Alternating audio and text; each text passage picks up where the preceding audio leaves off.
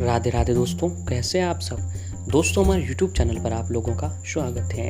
हमारे इस चैनल को सब्सक्राइब कीजिएगा और हमारे वीडियो को लाइक, शेयर और कमेंट जरूर कीजिएगा।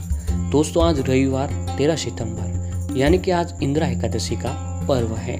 यह पर्व दोस्तों पितृ पक्ष के दिनों में आता है और आप सभी लोगों को ये तो पता ही है कि अभी पितृ पक्ष के दिन जो है चल रहे हैं। इन दिनों में हम पितरों की तर्पण करके उनका आशीर्वाद प्राप्त कर सकते हैं और उनके लिए कुछ पूजा आराधना और उपाय करके उनको मोक्ष की प्राप्ति दिला सकते हैं।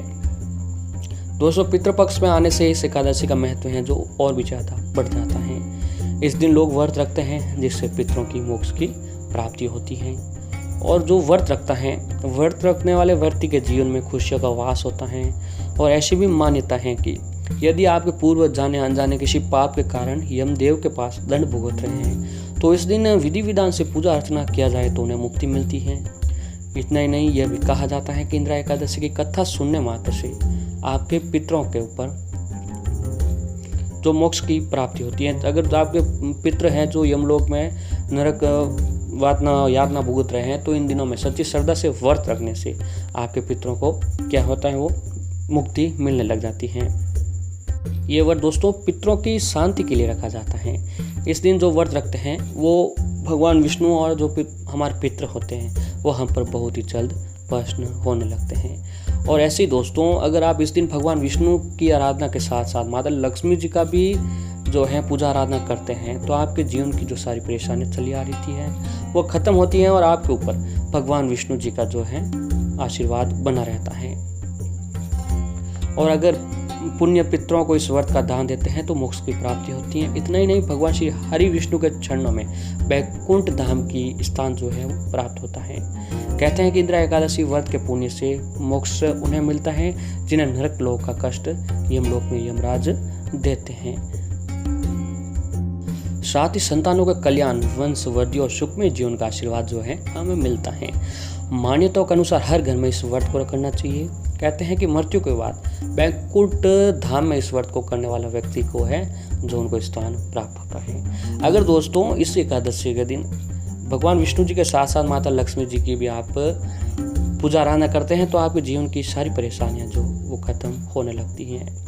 तो दोस्तों, अगर आप इस दिन एक 5 रुपए के सिक्के का ये उपाय कर लेते हैं तो आपकी ज़िंदगी की जो सारी जुड़ी परेशानियां हैं वो खत्म होने लग जाती हैं।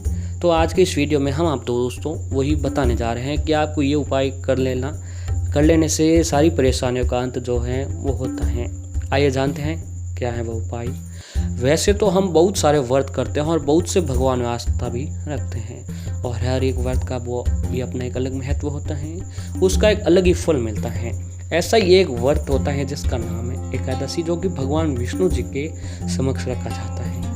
तो आज हम आपको एकादशी के दिन ऐसा कार्य करना चाहिए वो बताने जा रहे हैं जिससे आपको सफलता अवश्य मिलेगी और जो परेशानियां चली आ रही हैं आर्थिक संबंधी वो सारी खत्म होगी।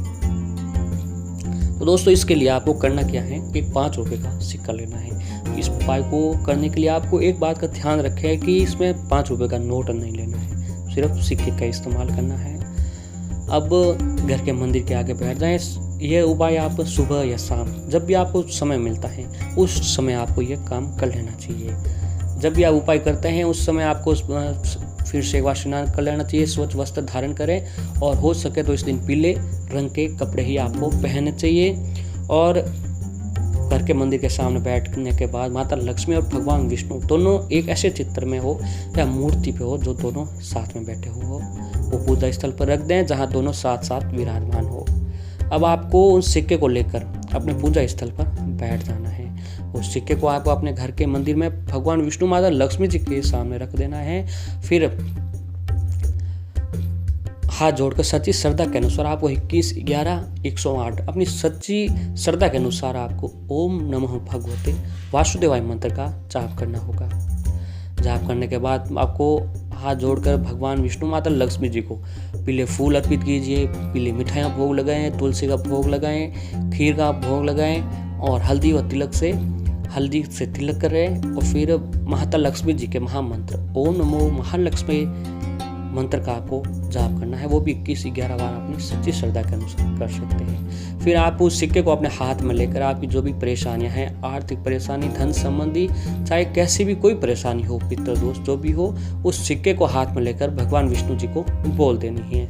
अब उस 5 रुपए को सिक्के को लेकर मंत्र का जाप करने के बाद आपको किसी भी लाल रंग के कपड़े में, अगर आपके पास लाल रंग का कपड़ा है तो उसकी एक 11 रुपए को छोटी सी अच्छी सी एक पोटली बना दीजिए और हाथ में बांध कर रख लीजिए। और फिर भगवान विष्णु जी के आगे रखकर आपकी सारी उस पोटली को भगवान विष्णु के आगे रखकर सारी परेशानियां फिर से बता दीजिए। और उस पोटली को ले जाकर आपको किसी ऐसे स्थल पर रखना है जहाँ आप मूल्यवान चीज़ों को रखते हैं। यानी दोस्तों, आप अपने घर के तिजोरी पर रख सकते हैं, जहाँ पर हम धन संबंधी जो भी पैसे रखते हैं, वहाँ पे ले जाकर आपको उस पोटली को रख देना है। इससे दोस्तों आपके ऊपर माता लक्ष्मी जी का जो है वो हमेशा, भगवान विष्णु जी का भी हमेशा आशीर्वाद आपको मिलता रहेगा। आपके घर में हमेशा स्थायी धन बना रहेगा। और ऐसे ही अगर आप चाहते हैं कि आपके घर में माँ लक्ष्मी जी का आगमन हो, तो आपको पूजा वाली जगह पर तांबे या पित्तल का एक कलश रखें। कलश में चावल और दूर्वा भरते हैं। इसके साथ ही उसमें 1 रुपए का सिक्का, 1 रुपए का 5 रुपए का सिक्का भी डाल दें और हर रोज इस कलश को धूप दीप दिखाएं। इससे माँ लक्ष्मी प्रसन्न होती हैं और हमेशा उनका जो स्थायी निवास होता है वो आपके घर पर रहता है। दोस्तों, इस एकादशी की शाम अगर ये उपाय आप कर लेते हैं तो आपके जीवन की सारी जुड़ी परेशानियां खत्म होने लगेगी। माता लक्ष्मी, भगवान विष्णु और आपके पितरों का आशीर्वाद आपको मिलता रहेगा।